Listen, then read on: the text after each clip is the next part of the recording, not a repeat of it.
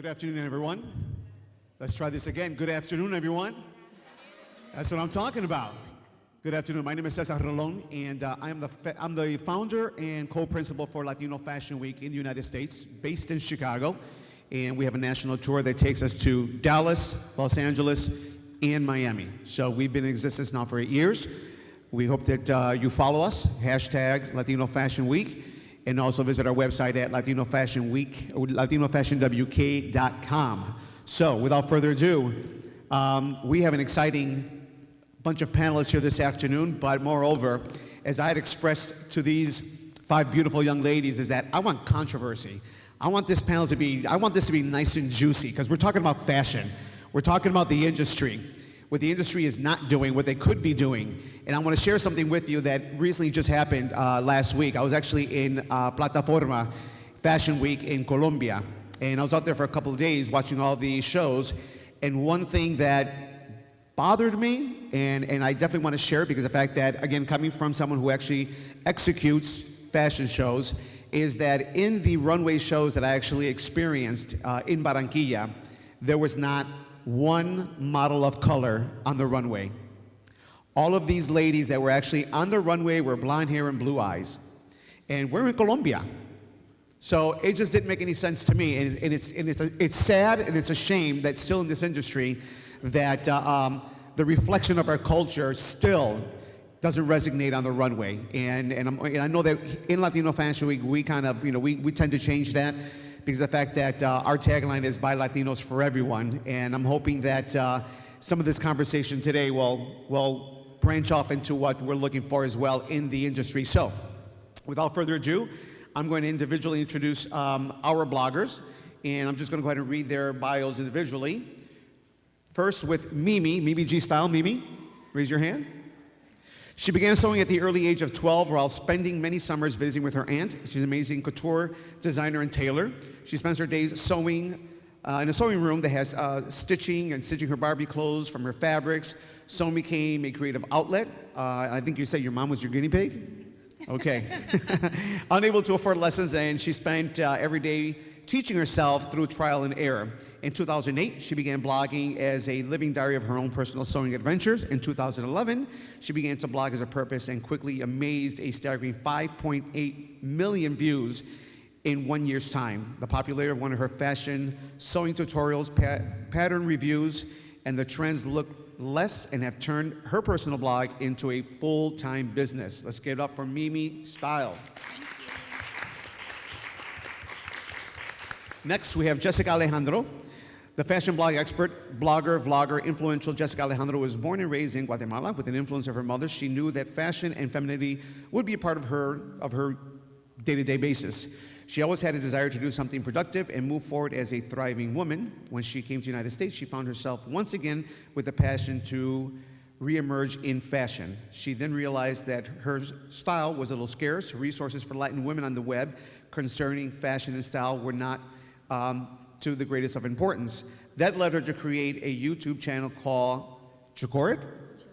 Huh? Jorik. Okay, in the beginning of 2011. She then went on to create her fashion blog, Jessica's Fashion Notes, with millions of views. Her hobbies became something inspiring for other women. Jessica, against most of what her style industry advertisers think, vanity, materialism, and superficiality. Let's get it up for Jessica Alejandro. Flor de Maria. Flor de Maria is a TV host, fashion and beauty expert, journalist, stylist, entrepreneur, brand ambassador, spokesperson, and a fashion blogger. In 2010, Flor de Maria launched her successful fashion blog, www.flordemaria.com, the first bilingual personal style blog in the United States. Since the launch of her blog, she has appeared in multiple media outlets, CNN Español, NBC, Telemundo, Univision, Telefutura, Cristina Radio Network, People in Español, Cosmo for Latinas, Siempre Mujer, just to name a few. Telemundo and Clout also recently recognized her as one of the top 10 Latino news media trailblazers in the country as part of the Billboard Latin Music Awards. Let's give it up for Flor de Maria. Mercedes Sanchez. After launching her blog, bchicmag.com in 2006, Mercedes Sanchez became the sought-after style and beauty expert and brand ambassador. Today, she shares her tips with NBC New York, CBS, Univision, Telemundo. In March 2013, Latina Magazine recognized her as one of the top 10 beauty bloggers, and in 2012, Latinism named her the best fashion blogger. Mercedes has partnered with brands such as Neiman Marcus, Macy's, TJ Maxx, Vanidades, Icons of Style, CoverGirl, Pantene, El Diario, again, just to name a few. Let's give it up for our team here. And one more, Carmen Ordonez. Carmen is a leading on-air fashion, beauty, and lifestyle expert, spokesperson, and founder behind Viva Fashion, a website for fashionistas on a budget. I think that's how much all of us, right?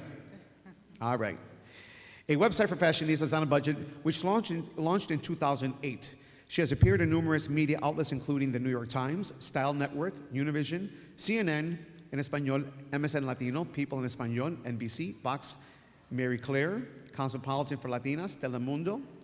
Today, she's a sought-after spokesperson and currently works as a spokesperson for top brands, including TJ Maxx, Marshalls, Loft, Zyrtec, Crocs, and Nair, just to name a few. She was also recognized as one of the top 25 fashion influencer and top 10 Latina beauty bloggers by Latina Magazine, and is a Miami correspondent for Cosmopolitan TV.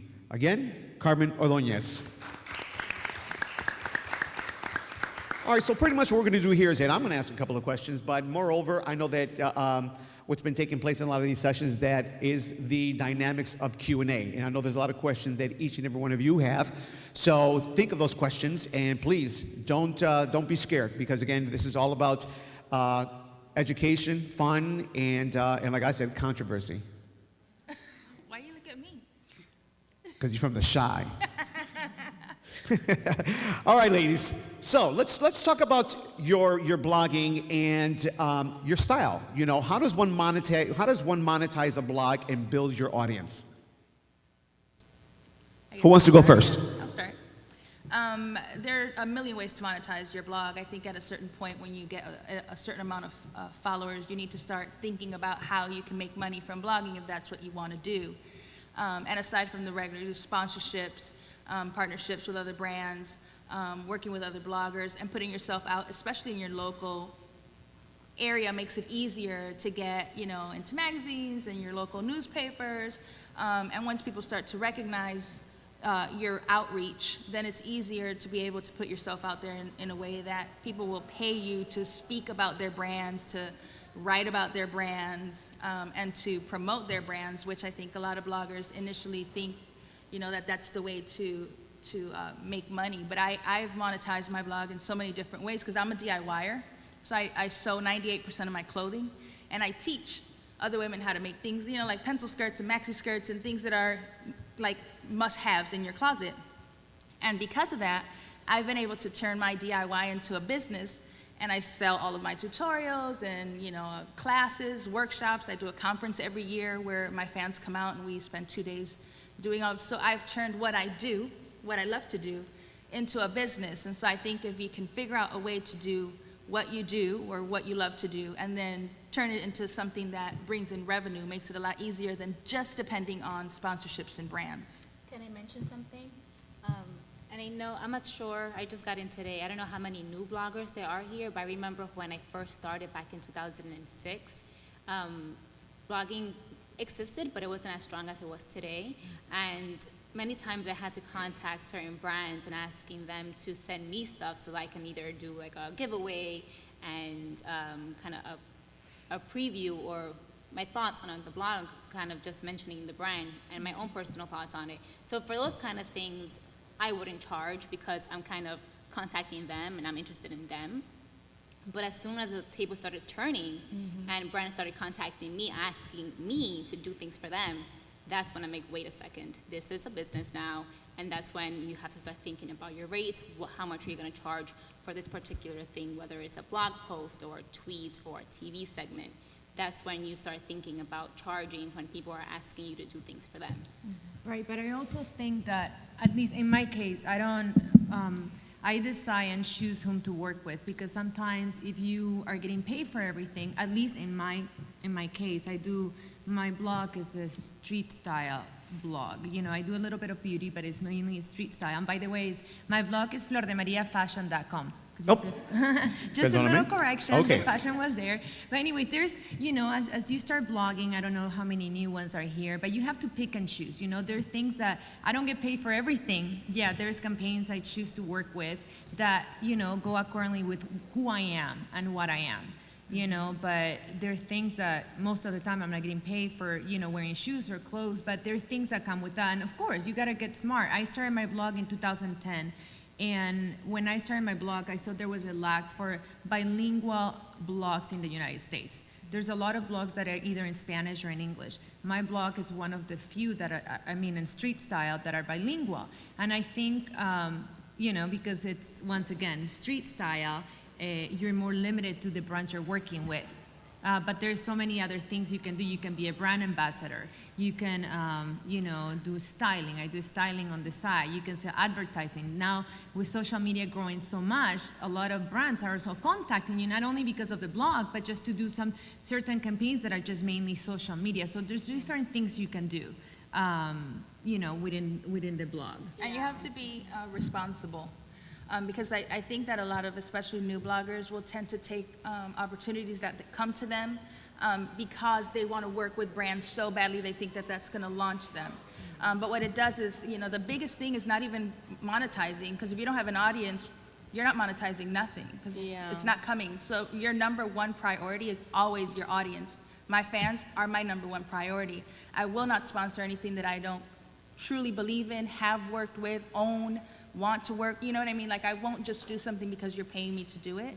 And so I have built a trust with my audience, so they know if I am referring something to you, if I'm saying this is a good product, that they know it is a good product, because my word is everything, and consistency is probably the most important thing. Yeah, And that definitely, Go ahead. yeah, that definitely is important. Like, I blog a lot about fashion on a budget, so all the brands that I work with, you know, I won't partner with someone that, you know, sells like a handbag, like, you know, $2,000, $3,000, because my blog is all fashion on a budget. So I, you know, partner a lot with like TJ Maxx, Marshalls, because they are very true to what I blog about. And so like we were saying, there's so many different ways to monetize your blog. It's not just through advertising, you know, or having like a banner ad. I actually started my career, I worked as a reporter, and then I did a little bit of PR. And when I worked in PR, one of my jobs was training spokespeople. So I was in charge of training the spokespeople to go on camera. And then I started thinking, I'm like, wait, you know, I couldn't be doing this, you know. And then I had started my blog. I did a lot of like fashion and beauty. And then that's when I started thinking, like, you know, I'm training these spokespeople to go on camera. Like, I could, you know, do it as well one day. And then that was always like my goal when I started my blog. And today I monetize my blog. My majority comes from like, spokesperson contracts, working with brands. So I do a lot with like Zyrtec, which they're here today, and like just different brands, but always staying true to what you blog about. And actually, Independent Fashion Bloggers, which is a really great website, they wrote this article. It had like 20 different ways to monetize your blog. So it talked about like, you know, doing the ad campaigns, partnering with like some blogger networks, not all of them, but there's different that are really good. You know, even like writing a book. You know, there's so many things that you can do to make your blog profitable and make a living out of your blog. And you can also, the blog is a platform. I think for me, at least, like Carmen said, it was a platform because besides, before the blog, I was actually a sports anchor and a sports reporter. So I had I have over 14 years TV experience. So the blog, for me at least, it started as a hobby. And that's what it's really important for everybody here in this room that maybe is trying to start a blog. First of all, you have to make sure it's something that you love and that you're very passionate about, because when you do something that you love, it's just going to show. And for me, the opportunity just started opening up right away, that a year after that my blog started, it turned into my business, you know, like Carmen says. But I think it's also because you have to stay true to who you are, because you can't lie to your fans, your followers or readers, like I like to call them. They know. So when I started, I was a different, you know, they can see if you have changed, or like if you know, I love shoes, for example. So you see me from when I started on day one to now that I'm going to talk about shoes. It's just, and you keep that relationship growing, you know? So that's something also that you have to be very sure of. Jessica? Hola, yo voy a estar hablándoles en español porque a mí me encanta hablar, pero si me pongo a hablar en inglés no me van a entender, así que vamos a hablar en español. Una de las cosas que a mí me motivó para empezar a hacer el blog es el deseo de ser útil, de ser productiva. Cuando yo comencé a hacer el blog, comencé primero con YouTube. Tengo un canal de YouTube, es Yorick, búsquenme. Empecé con el canal de YouTube y a los meses fui con el blog. Y para mí es primordial, como dice Flor, ser real a lo que uno es desde el inicio. Obviamente uno va a tener avances, uno va a aprender en el camino, aprende a ser más profesional, porque cuando yo miro mi primer video yo digo, oh my God, ¿en qué estaba pensando cuando subí ese video? Pero en el camino uno va aprendiendo, pero si tu mentalidad es querer monetizar tu blog y hacer de esto un negocio, tienes que invertir. A la hora de que inviertes, invertir en una cámara, invertir en un host para tu blog y comenzar a hacerlo de una manera más profesional, no perdiendo tu esencia, no perdiendo ese deseo y esa gana de compartir lo que eres, porque en realidad el blog es una manera de contar historias. Nosotros contamos historias aquí, de mujer real a mujer real, entonces tenemos que mantener esa realidad siempre, no caer en consumismos. Es cierto que nosotros compartimos, como diría algunas personas, comerciales, pero no necesariamente tenemos que hacer un comercial de las cosas. Si las cosas las haces profesionalmente, no tienes ni siquiera que escribir y decir cómpralo, porque lo estás transmitiendo con tus fotografías, con tu contenido. Entonces es esencial la pasión y el deseo siempre. Let's talk about your style of blogging. I know each one of you are completely different and you have different paths in what your communication is, but what's your style of blogging? I mean, with fashion and beauty being so mainstream, talk to us about that. I do a mix. With my particular blog, I do beauty news, for example. If there's like a huge new celebrity that's talking about partnering up with a new makeup brand, I will mention that just to kind of let people know that this is happening. I'll put it in my Instagram and I put it on my blog. That's one way. The product reviews are always there. Sometimes they are sponsored, sometimes they're not. If I like something, like last week I wore a NARS lipstick. I put that everywhere in all my social networks. They did not pay me for that. I just was an avid follower and lover of NARS. So there's like a mix. So it's a sponsored post, there's the beauty news, there's beauty reviews, there's the what I wore. Like sometimes I mention I have not had a zit in 3 years because I'm using this new product, and now I do have one today, so I will probably post that, and I did on Twitter. So a mix of things. So definitely brand focused posts, and also just things that are happening to me on a regular basis, whether it's on my way to an event, this is what I'm wearing, this is how I did my hair. It's just like a mix, a big mix of things that I think my followers are interested in. Yeah. And sometimes they tell me, like, that skirt does not look good on you. I'm like, okay, well, I might still wear it anyway. Thank you. And that's something that comes with what we do. Some people love what we're doing, some people don't. Some people will tell you, nice choice of lipstick, but I don't think it looks good on you. Okay. It comes with it sometimes. And your response? Thank you for your honesty. Okay. We're putting it out there, so we have to expect that sometimes. My blog is, like I said before, it's street style. So I pretty much, it's what I wear. And then I have the shoe of the week, which is supposed to be done every Thursday, but I haven't done it in a while. I do it every day, though, on Instagram or Facebook for those that follow me, or Twitter. So, but it's also different. And then I do beauty. And then I talk, when I partner with brands, it's just different things. I talk about from hair to nail polish to different things. But mainly it's a street style. But then on my Instagram or Twitter or Facebook, I have a really close connection to my readers, and I love that. I think I've built a great relationship with them from my start, because I've always, like I said, straight true to myself. And I'm talking to them like, I'm always very, real and unique, and I talk to them as if they were my friends. And I think they appreciate that, because when things happen in my life, and there's sometimes that I open up and I feel like I have them there for me, and I can tell you 3.5 years ago that I started the blog, I can remember a lot of the names of my readers because they're constantly either on my blog or in social media. But sometimes I switch it up, and on social media you can find me, like more of my lifestyle than on the blog. So no shoes today, right? Oh yeah, they're, You got them they're on, but did you real. Okay. I did last night. My blog is kind of a mix. I'm a mom. I have 4 children. My oldest is 20. I have a 16-year-old. Wait, stand up here. You're what? What? Tell us that beauty secret. Look at this. 20 years old? That's worth blogging about. That's what I'm talking about, a working mom. I do. She's 20. And then I have a 16-year-old who thinks she's 20. An 11-year-old little girl, and then my boy who's 7 and the love of my life. And so I've always been a DIYer. Like, I was a DIYer when DIY wasn't cool. Like, people were like, what's DIY? I didn't know what DIY was, and I was just sewing and sharing. But then DIY kind of became like this, thing that you just had to learn to do, and I think in almost every business you can find a way to do some form of DIY. If you're a makeup artist, you can DIY, how do you do this? How do you, apply this? And so my blog is kind of a mix of all of that. I'm a brand junkie, proudly. But I do love a budget find, and so you will always see, Forever 21, TJ Maxx, Ross, but then I might have a Louis bag.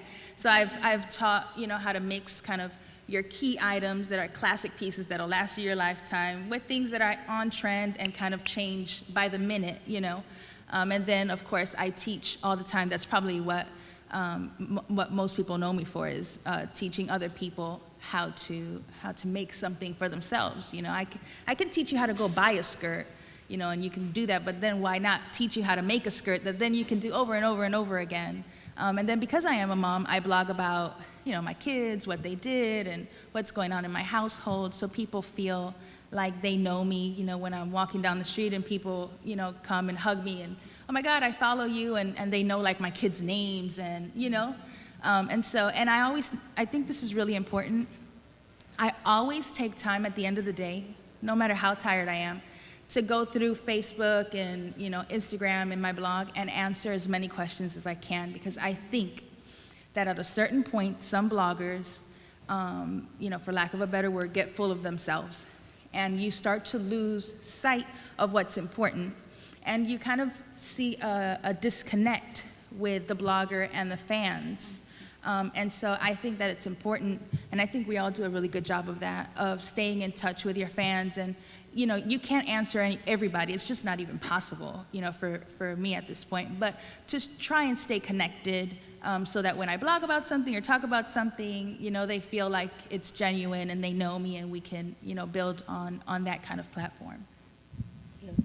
Pues sí, no, claro. sigues. Yo hago street style en mi blog y trato de integrar también otras cosas. Yo también soy mamá, tengo 2, una niña de 4 años y un niño de 18 meses. Y trato de que algunas campañas que quizás no están en mi topic, que no son realmente de fashion, integrarlas a lo que yo hago, como por ejemplo, yo hice una campaña de Kleenex, que no fueron $10. ¿Te pagaron? Sí, me ¿Te pagaron, pagaron? y me Ok. pagaron bien. Hice una campaña con Kleenex. ¿Y qué tiene que ver Kleenex con fashion? Entonces yo lo que traté de hacer, tratando de evitar de hablar de fluidos y de todas esas cosas no muy agradables, traté de crear un behind the scenes de mi blog, de lo que Kleenex me ha servido, y en realidad eso es una realidad en mi vida. A veces cuando uno tiene que tomar una fotografía, y yo creo que ustedes me entienden, una fotografía no es suficiente. Las mujeres nos tomamos como 10 fotografías y de las 10 escogemos unas y medio de conformes. Entonces las sesiones de fotografías a veces se hacen largas para tratar de llevar un buen contenido. Entonces hay que estarse quitando la grasa. Entonces yo traté de integrar de esa manera Kleenex a mi topic, y no se vio como un comercial, vayan y compren Kleenex. Simplemente les mostré la idea de cómo a mí en mi vida real me es útil Clinics. Entonces, de esa manera trato de trabajar yo en las campañas, integrarlo a mi topic, porque a veces, como somos fashion bloggers, queremos, y es bueno mantenernos siempre en lo que hacemos, pero si tenemos la inteligencia, podemos crear ideas únicas que tal vez a nadie más se le han ocurrido. And so my blog, Viva Fashion, it's a little bit about everything. I do fashion, beauty, lifestyle. I have a section on the blog called Steal Her Look. So basically, I'll get what a celebrity is wearing, and then I'll recreate the entire look, usually for under $100 or $200, to really teach women that you don't have to go out, spend a lot of money to look great. Like, I'm right now wearing like shoes that I got for like $30 at Marshall's. This dress is from Zara. So I always try to, do a little bit of fashion on a budget. I also do product reviews as well. I do a lot of videos. Sometimes I'll post the videos that I do for my TV segments on the blog.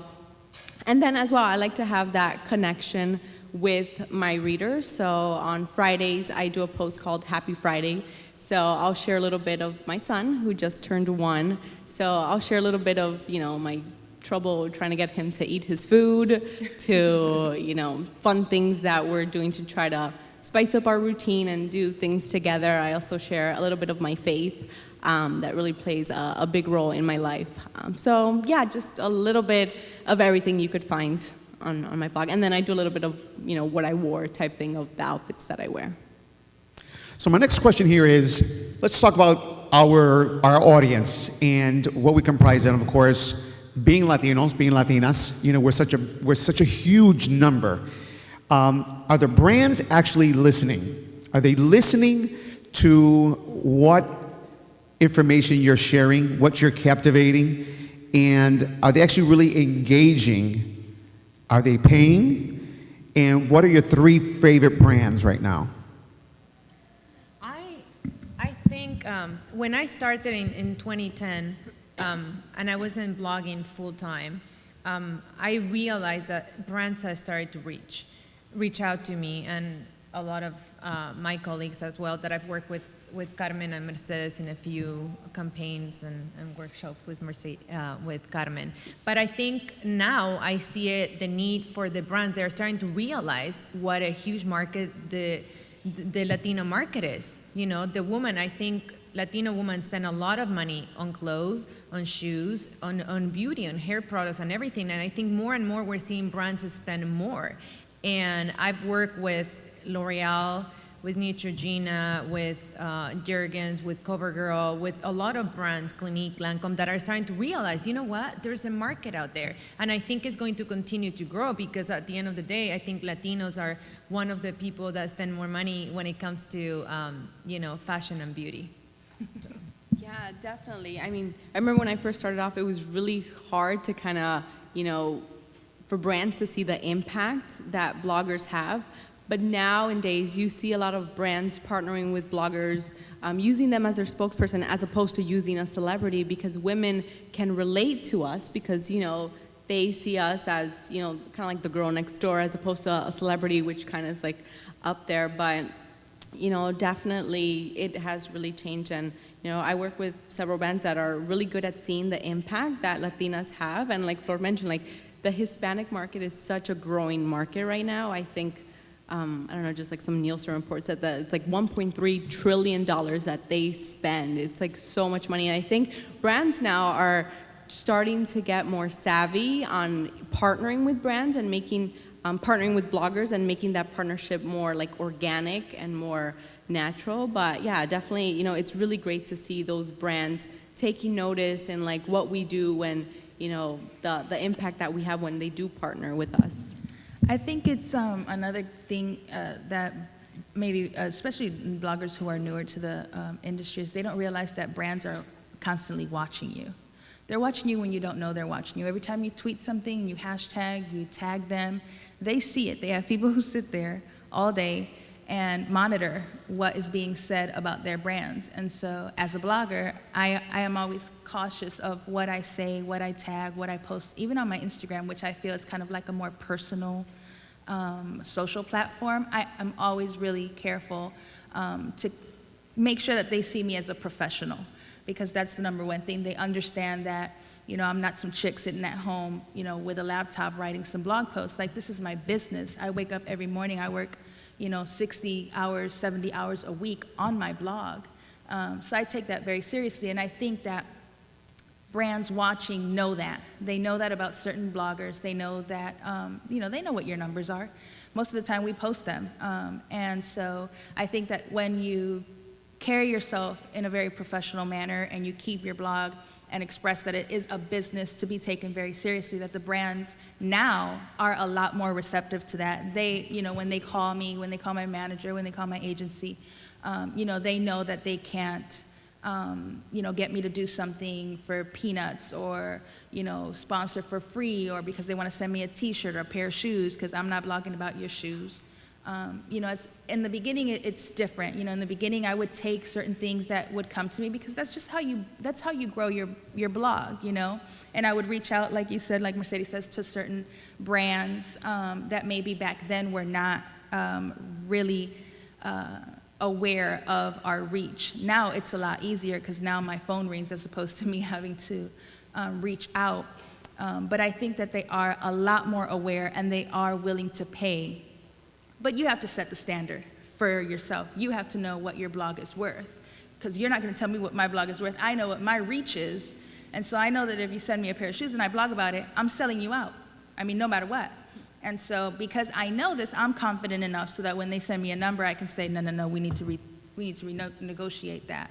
And so I think that with time, they have come to understand that it's serious business. Absolutely.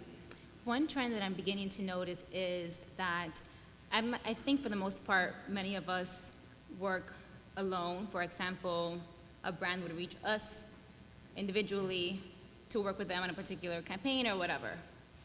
But sometimes we do occasionally partner up with a blogging network.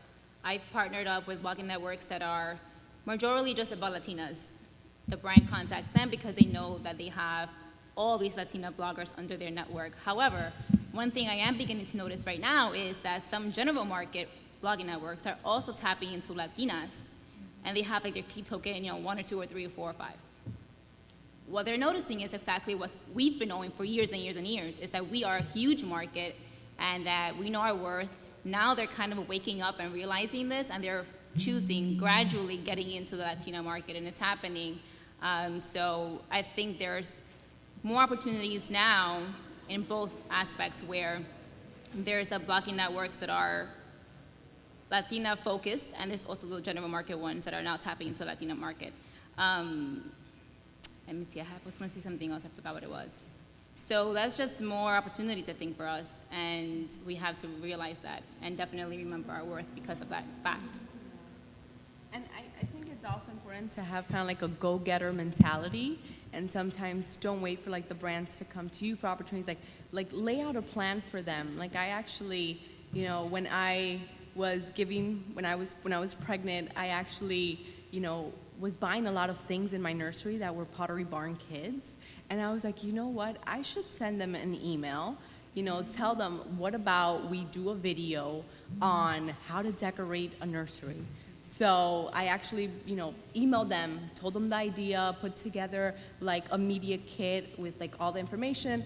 This is what I would do for you. And they loved the idea, and we ended up partnering together.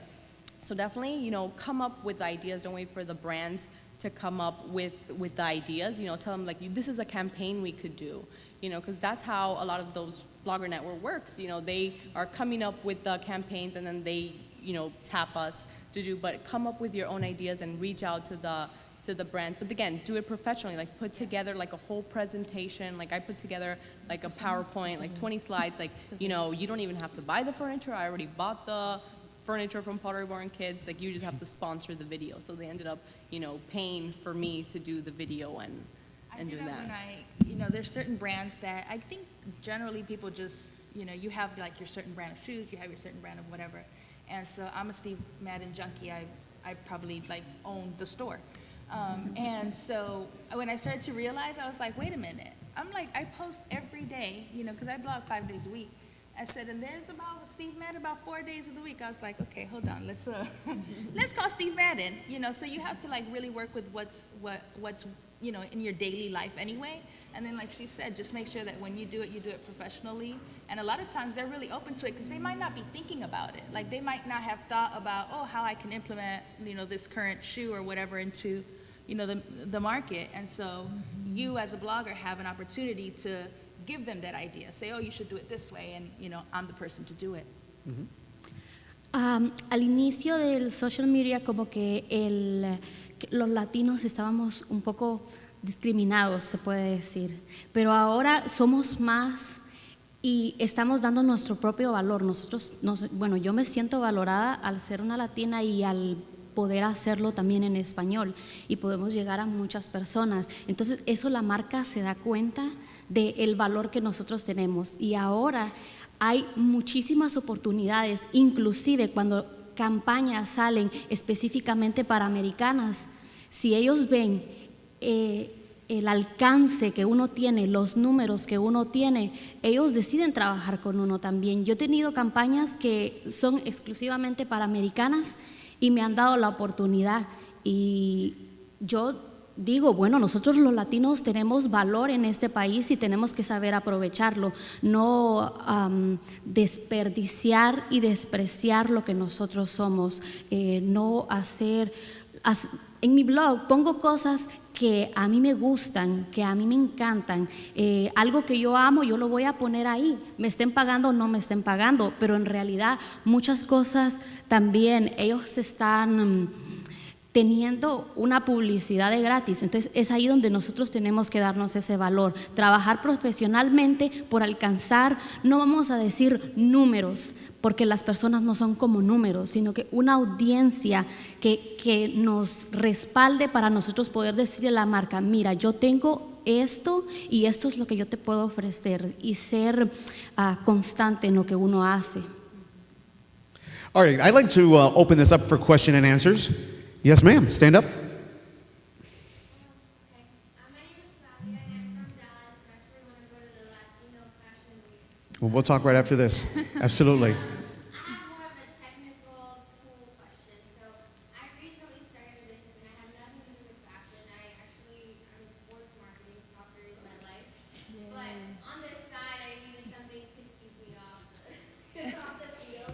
So I started selling necklaces. I'm not a blogger. But just tools, I see that you guys, one of you guys mentioned that you work 60 hours a week.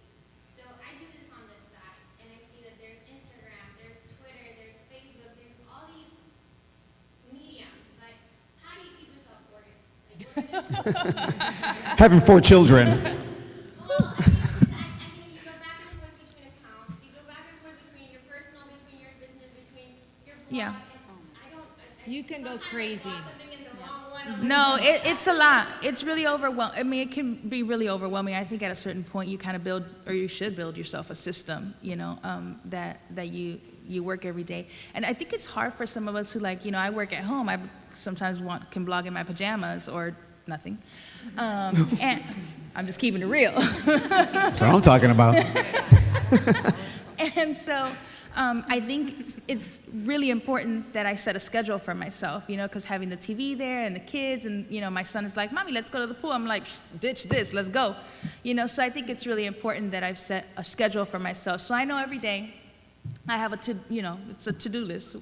And, I know in the morning I have to blog and I have to take my pictures and, a lot of us who have learned to use certain things like Photoshop and Final Cut and, and then I schedule time for the business stuff because, as much of the creative stuff that goes into blogging, there's so much of the business side. And then I've set up all of my social media accounts so that it's kind of like instant. If I post on Instagram, I automatically share it on Twitter and Facebook. There's just no way I could do each of them individually. And I think that having set days for set things helps me kind of stay on track. I can't do everything in a day. So I know I'm tackling sponsorships on Monday and I'm working on the blog Tuesday and, and that kind of helps me because otherwise I would go insane. Oh, like me, I go crazy because I do all my social media and I enjoy very much being on Facebook and Instagram and Twitter, I think. But I do separate posts for each one, because at least for me, I think it's a different audience for each. So what may work for me on Facebook is not going to work on me on Twitter or Instagram or vice versa. So I think the way I follow social media, I blog at night. But it depends, because I'm between New York and San Francisco. I'm bi-coastal, so sometimes I get, the West Coast time and East Coast time, so I have to keep a schedule. But I usually blog at night, take the pictures during the day, and then social media just throughout the day. I try to Instagram, maybe I do 2 posts a day, shoes usually, and clothes, or what I'm wearing, or when I'm traveling, when I'm going to different places. And then Facebook, I think, it just depends. I go through moods. Sometimes I do it every 3-4 times a day. Sometimes I've been here on Hispanic side, so I haven't had much time. But I try to do it often as I can. I think my brain has I have a clock, so I can tell right away when I have to post things. But I suggest at least for me, I don't like to. I know a lot of people decide to have everything programmed, but I don't think it sounds like so unique, and I think you lose the essence, and I think that's why. I've done pretty well on Facebook. Right now I have about 49,000 followers on Facebook, and that's where I started, and I think people can see that. But I love having the interaction. I love to talk, so I love having the interaction with my readers, and I think that's one of the parts that I enjoy the most. I think Instagram is probably my favorite as far as platforms, because it's probably the most that I do on a daily basis. On Facebook, I have close to 120,000 Facebook fans, and it grows all the time. So it's constantly new information. Somebody who saw it yesterday may not see it today because they're new to Facebook. But if I have something that's got to go to Twitter and Facebook, like my post of the day, when I do, if you follow the blog or have seen it or are going to see it, I post my daily pictures of what I'm wearing, and so I post it on my blog because that's my main thing, and Facebook. And then, I'll put it on Instagram, and so that will go out to Facebook and Twitter. But there's things that I post on Instagram that I don't post on Facebook and Twitter. Now, the reason I do it differently, the reason that I don't do that is because if you follow me on Facebook, Instagram, Twitter, and the blog, and I'm posting the same thing on all of them, why the hell are you following me on Instagram? You know what I mean? So they know if you follow me on Instagram, you get things that you're not going to see on Facebook and Twitter, like my kids at the pool, that bikini shot I did, which was pretty popular, I'm just saying. So Brands. As far Gotta as recognize. organization, I would say the deadlines are what kind of keep me on track. So if I have a client that I know I need to have something posted for them, then I'm always on track with that kind of stuff. Then my other what I wore stuff will probably be posted God knows when. I really lag on that sometimes. And then there are times too that I try to tell myself, once a month I'm going to pitch an idea to a TV segment, because I do that at least once a month. Past month I haven't done anything, so I'm like, okay, what else? I managed so many different projects at one time. That was creepy. So if I have an idea and I'm at the computer, I would just quickly send a quick email. Hopefully that works out. If it does, great. And if it doesn't, it doesn't. Most of the time it does. And as far as organization, this is actually something I struggle with every single day. I was just thinking to myself this morning, I was like, I wish there was a pill you could take to be organized. Because first of all, I'm a total mess, and my husband will tell you that because the house is always so crazy. But to help me keep organized, especially, I felt like when I used to have a full-time job, it was a lot easier because I would sneak in, little posts while I was supposed to be working, which is bad. But now that I, just work full-time on the blog, and, I have a 1-year-old, he stays with me, so it's really hard. I try to schedule, whenever he naps, whenever he's sleeping, that's when I get a lot of my work in. So I'll work. Once he's awake, I try to dedicate time to him, spend time, we'll play together. And I try to put my phone away so I'm not checking email. And then when he goes to sleep at night, at 8 o'clock, that's when I use all of that time to sleep. But I know a lot of people, I don't do this because I'm not the most organized, but a lot of people have editorial calendars. So, a lot of magazines do this. So it helps, on certain, you'll plan out your week. This week I'm gonna write about this, this, and this. So it'll help you kind of get a little bit organized. And like Mercedes says, whenever I'm working with a brand that it's deadline, I was okay, that I need to make sure, put a red flag that that needs to be turned in. But other things that could wait a little bit, you know, you have a little bit more lead time. And regarding social media, I usually, like, there's so many things, you go crazy. So I just like to focus on two. So mine is like Twitter and like Instagram, like Facebook, you know, but, so yeah, because if you try to do like so many, it's, you know, you go crazy. You'll So go just focus on crazy. two and do those two good, you know, instead of trying to like do so many. Well, guys, our session has ended, unfortunately. But for those of you that have further questions, please feel free right after the session to join the ladies outside and continue asking your questions. Let's give them a round of applause. And again, I'm going to give myself another plug here for Latino Fashion Week, September 30th through October 4th in Chicago. And also, I'd like to also let you know that, you know, one thing that I've been really following, and last year we actually had the opportunity to launch a plus-size clothing line at Latino Fashion Week, and it was so huge that we are actually going to be launching the first Latina plus-size clothing line in about 6 months in Chicago called Anastasia Casas. Totally produced, manufactured, everything in Colombia, and you'll see everything from ready-to-wear to luxury wear to fitness wear. But again, it's something that is very personal to me. Our women have curves. We look like everyone else. Thank you so much. God bless, and enjoy the rest of the conference.